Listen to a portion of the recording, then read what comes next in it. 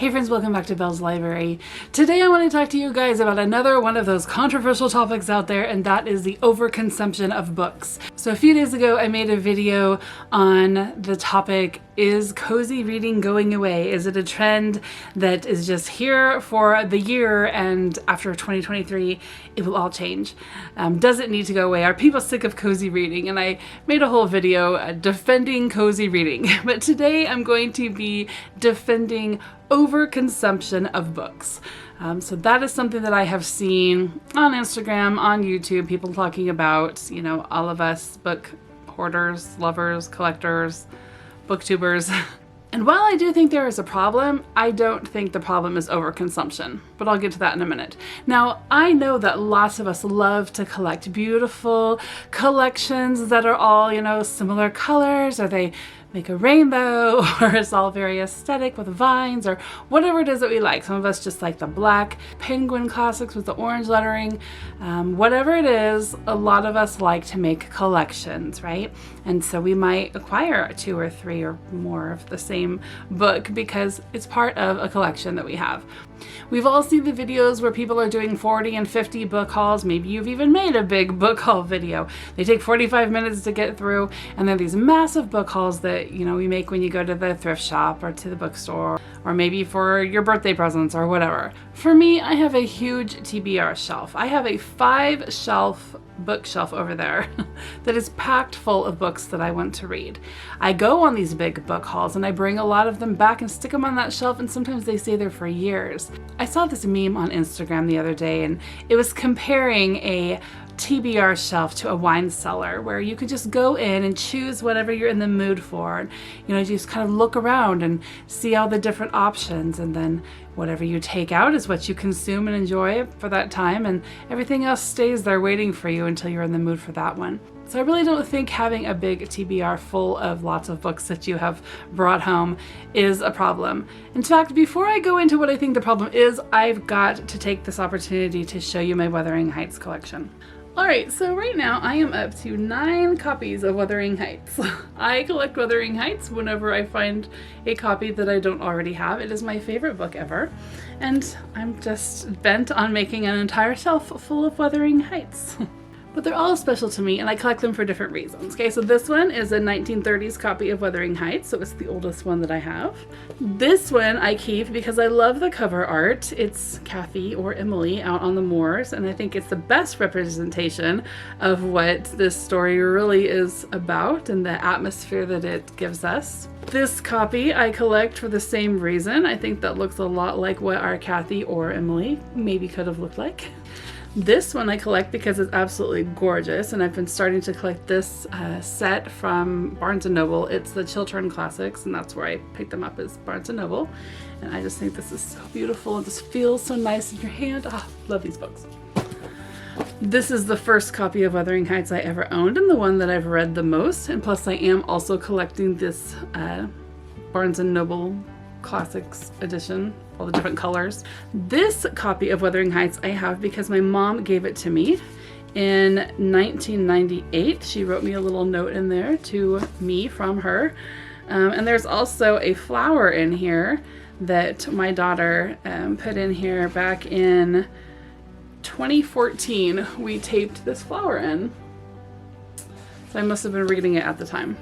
And now, just to prove that I come by this obsession naturally, here's another copy from my mother of Wuthering Heights that she gave to me in 2016, and this one also has her mother's name written in it because she read it and loved it as well. And another copy from my mother from 2023 that she gave me when I went out to visit her last summer. And she even wrote me a note in it on a certain page in here of a passage that was really special to her. And then finally I have this copy that I got from my husband because I already had the Jane Eyre in this set, and it has such really cool illustrations. Let me see if I can find you one. Like this one. And this one. So I have no problem collecting multiple copies of the books that I love.